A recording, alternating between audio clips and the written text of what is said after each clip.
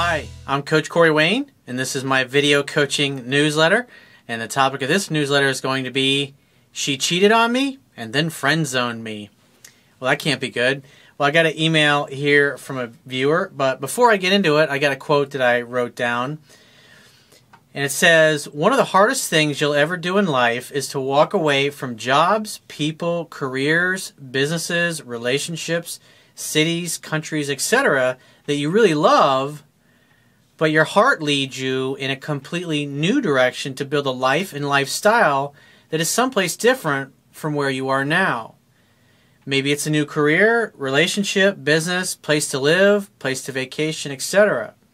When you step outside your comfort zone, it can be very scary when you are fearful, but if you can learn to use your fear as fuel to propel you towards the things you want that feel right in your heart, you'll eventually fill your life up with the kinds of people and circumstances you've always dreamed of. Learn to practice infinite patience, but always be taking action towards your grandest dreams and goals.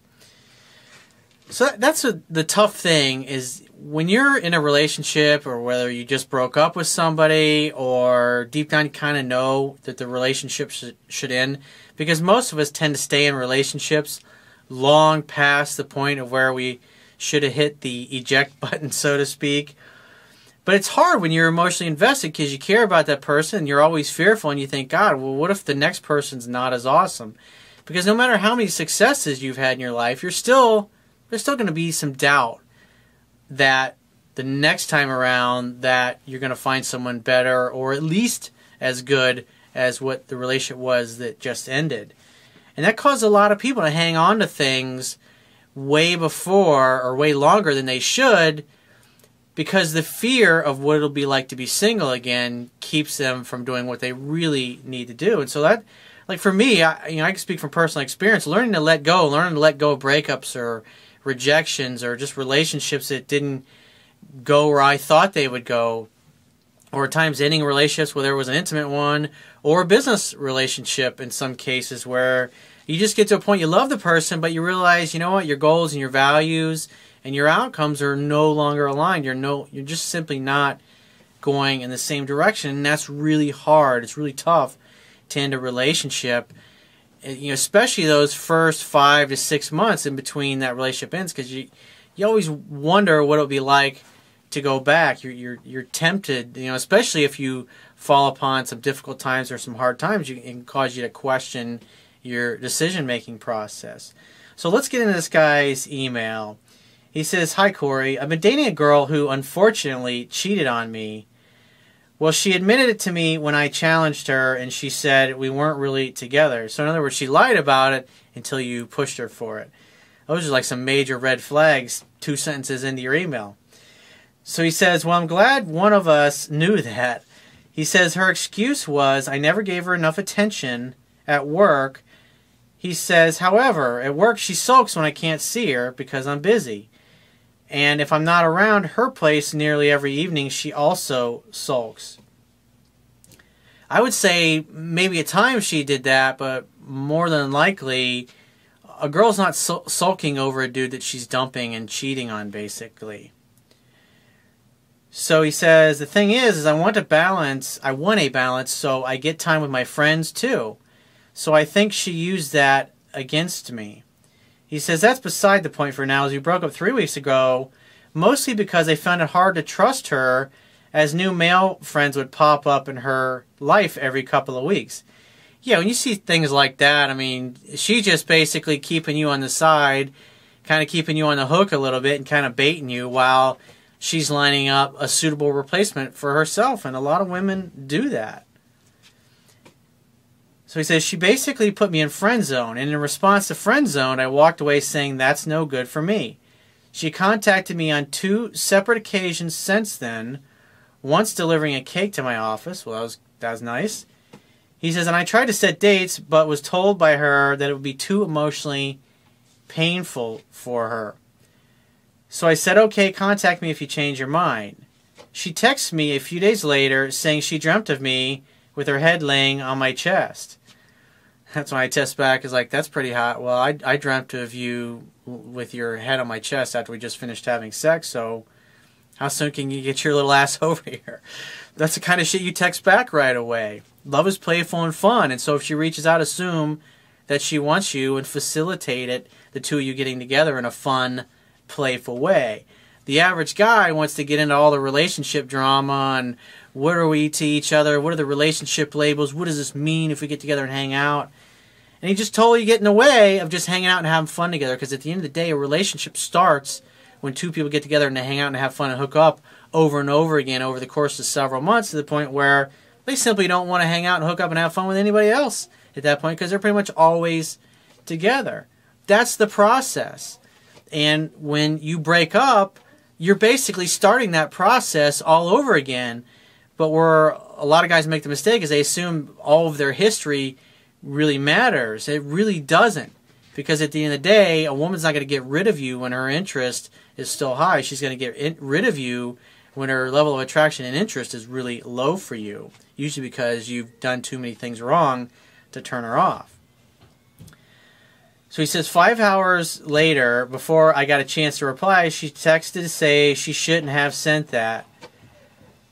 And I would have just said, yeah, but you know you really wanted to send that, and I know you miss me, and I miss you naked in my bed, and it's just fucking, what are you doing right now? You can't be doing anything that exciting, so why don't you hop in the car and come on over to my place? Bring a bottle of wine. We'll have a little nightcap together. It's just simple. Make it really easy. Don't be putting hoops in front of things. Keep it playful, keep it fun, and keep it focused on what you want. Remember, you're the king of your kingdom, and if you're the king of your kingdom, well, if one of your fair maidens gets in touch with you, even if it was a former or an ex-fair maiden, assume it's because she wants to hang out, have fun, and hook up. So facilitate that. Because everything else, really, whether it's talking about the breakup or what went wrong or what didn't go right or what needs to be done differently, all it does is get in front or get in the way of having fun and just enjoying your time together. Because when you go into all that negative stuff, all it does is cause her to associate those negative emotions with you. And if women are emotional beings and you want them to feel good things about you, well, the common sense answer is she going to really enjoy it more if you're hanging out, having fun, and hooking up?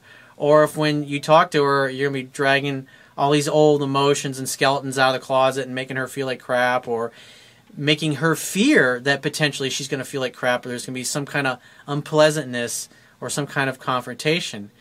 Or if it's just in the context of two people hanging out and enjoying each other, then that's the best thing that you need to focus on, especially after a breakup and getting back together and all that stuff. Even if she brings up, say, you know what, things went sideways there for a reason, and let's just keep things simple for now.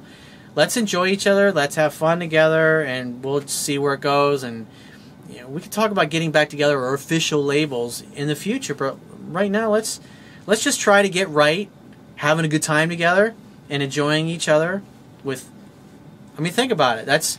Make it easy. Focus on the simple things. Because otherwise you're going to complicate things, and then what happens is when you get on one of like those negative conversation threads, it just never ends well, because you get her on a negative path, and then she's going to bring up other things. She's going to become fearful, and then it's going to turn into a big drama ordeal. Whereas if you just kept it simple, hey babe, great to hear from you. We got to get together and catch up. When are you free to get together? Just really simple stuff. Your life would be a lot easier, and you'd be a lot more successful on the women that you met, plus the women that may be coming back into your life that you may have screwed up with in the past. So he says, after she says that she should not have sent that text, he says, I did reply and said something like, I miss those times too. How is the baking going? In reference to the cake, but I had no reply. So he says, I then saw her. So in other words, she just ignored you. So you just focused on the drama and what we lost, and instead of just having fun and being playful and getting together. I mean, like I said, just what I just read. There's nothing effortless about that. It's just full of drama. It's full of, it's probably not going to be a fun experience. I'm probably not going to have a good time. And that's why she didn't get back to you. He says, I then saw her in the corridor at work and chatted to her for about 2 minutes. We walked away happy and on good terms. So that tells me you must have discussed something that involved a little bit of drama, because then you walk away thinking that everything's all patched up and better. So again, that tells me that you're getting together and maybe focusing or trying to apologize for where you went wrong, instead of just hanging out, having fun, and hooking up.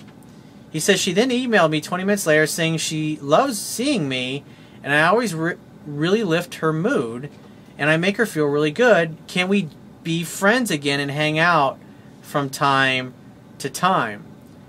And so here it is. It's like you're expressing weakness. You're expressing that it's going to be drama. It's not going to be a pleasant experience. And so she reiterates, let me see if I can get him to go back into friend zone. And so he says, I replied and said I couldn't because of how I feel about her. And her response was, okay. He says, I should have left it there, but I said, let's meet for a kiss. And her response was, no, I don't understand you. You blow hot and cold. What that tells me is that she wants to hang out and she wants to have fun, and obviously hooking up is on her mind, but the way you're interacting with her, you're getting in the way. It's like you do a couple things right, and then you stick your foot in your mouth. And then you confuse her, and then you make her feel fearful that there's going to be some drama involved, and then you say something like, let's meet for a kiss. That's what she's saying.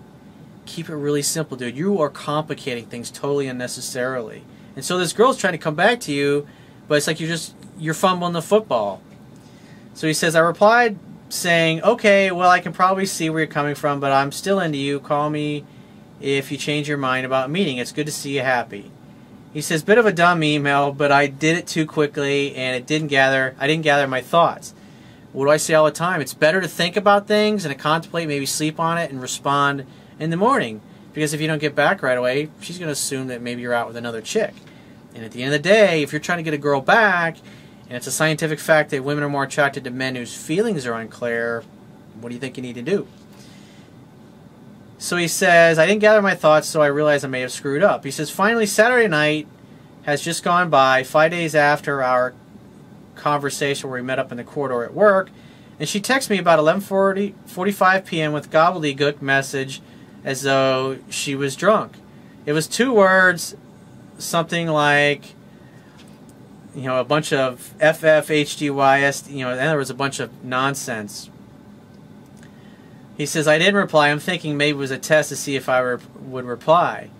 Well, something like that. I mean, if you want to be funny about it, it's always better to respond the next day. But if you want to be funny about it, because if remember, you're the king of your kingdom, right? You want what you want. And so the way I would respond to something like that is when she sends a text with all those letters and stuff, I would say, translation, Corey, I want your body. I want to come over and see you now. And then send something like that back and see what she says. And then you can, if she teases back or answers back in a positive, playful way, then just tell her to come on over. I mean, it's simple as that. If you're at home, but obviously if you're out, you're on a date or something like that, it's 2 different ways you can go about it. But the point is that she's reaching out to you. And so the idea is that if a woman reaches out to you, you assume it's because she wants to see you. And so your goal should be to make that happen in as few steps as possible. I say it all the time, keep it simple, keep it simple, keep it simple. So that's what I would do if I were you. Next time she reaches out to you, make a date to hang out, have fun, and hook up. Assume that that's why she is reaching out to you, but stop trying to go back into the relationship zone and talk about all that kind of crap, because you're just totally getting in the way of it and you're making her feel uncomfortable. That's why it's like she kind of puts her toe in the water and then she bolts on you a few moments later. So if you have a question or a challenge or something that you need to would like to get my help with personally on, go to my website, click the products tab at the top of your screen, and follow the instructions for booking a paid phone coaching session. And if you'd like to get a copy of my book, on my website underneath the email sign-up box, there's a link that'll take you right to the Amazon Kindle download page. And the great thing is you don't have to have a Kindle device to read the Kindle version, because Amazon's got free e-reader apps for whatever electronic device you want to read my book on. So I will talk to you soon.